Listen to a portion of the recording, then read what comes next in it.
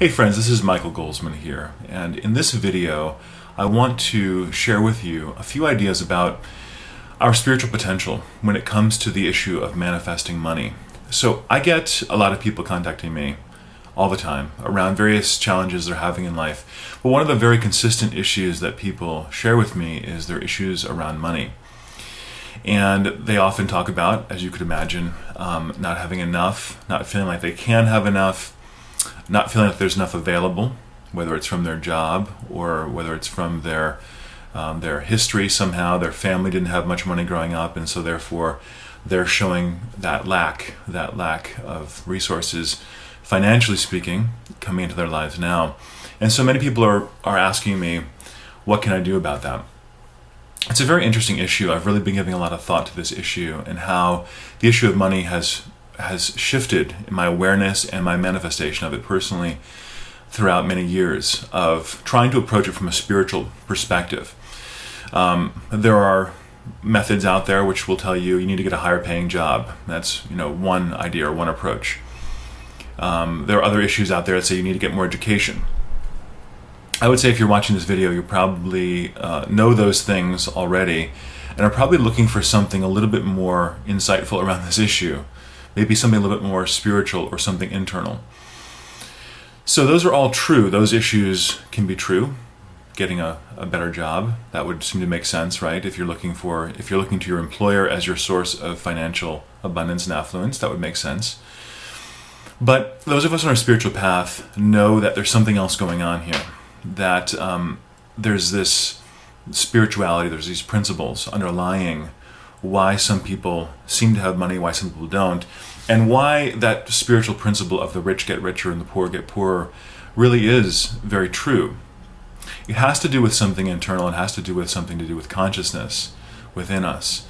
And the good news about that is that having something internal be able to be our channel or be able to be our connection to our source of abundance is something that we can do something about. So there came along many people talking about mindset, many people talking about using affirmations or using various manifestation technologies to bring money to you.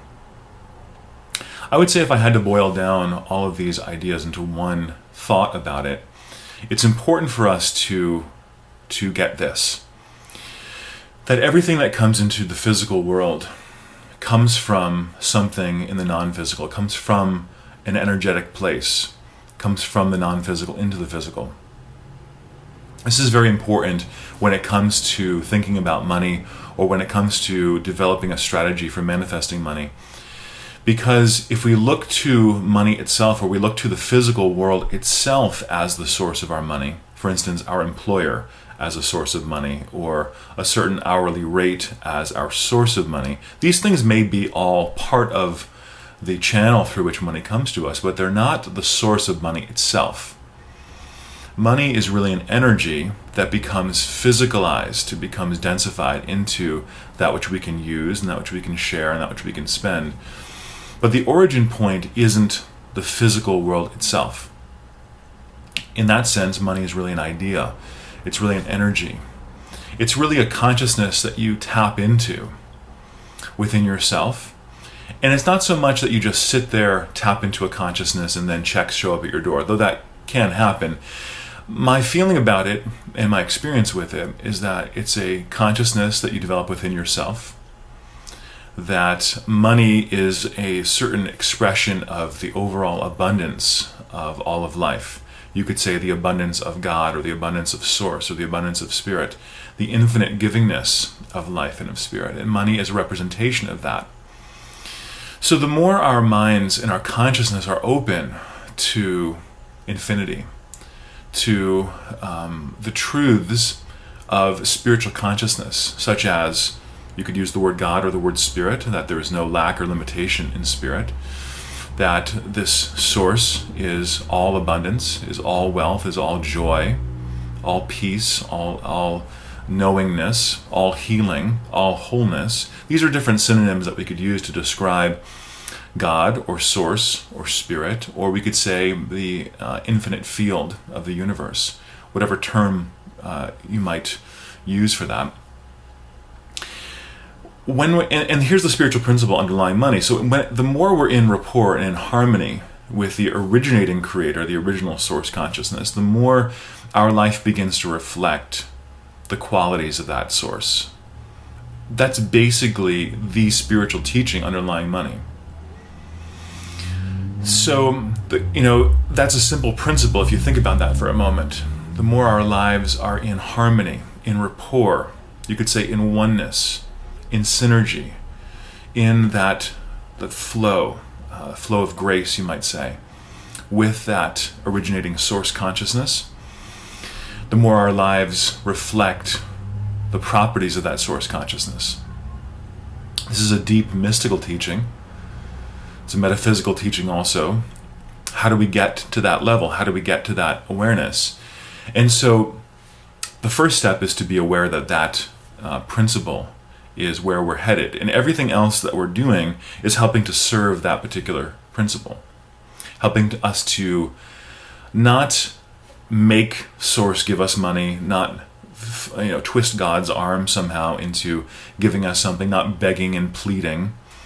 This is a technique many people use because they don't really know what else to use. They feel very desperate around money, so they don't know what to do. How am I going to pay my rent? How am I going to pay my bills? Please, God, give me this money.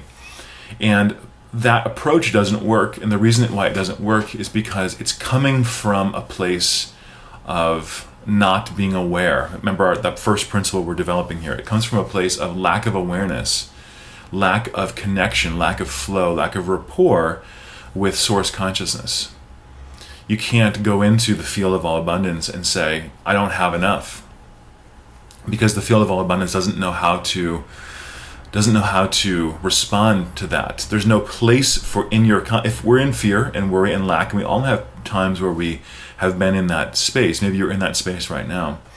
If we're in that space of worry and fear and lack, there's no way that God can really reach us.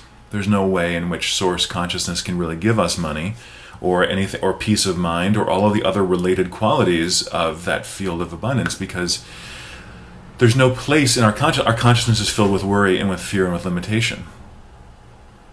So it can't enter in to our consciousness. Many spiritual teachers have talked about that we can't approach God with a clenched fist. All of our problems, all of our worries, all of our, even sometimes our desires, if we're really attached to those desires, are like we're holding on to these things in our clenched fists. And we come to God saying, please give me. But God saying, well, your hands are closed. I can't give you anything. It's a spiritual principle.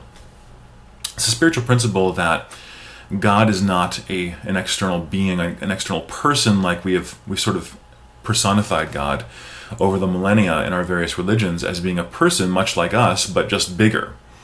And so we think of God as a father or as a mother figure, and we often think, well, wouldn't a father or mother give us good things if we were asking for them?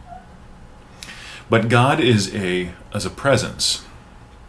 God's not a person, God's a presence. God's the presence of all possibility, of all of joy, of all abundance, of even all money consciousness. And therefore, in order to be able to connect into you, you have to begin to develop that place within yourself where God can reside. God's already your essence as well. God's already who you really truly are.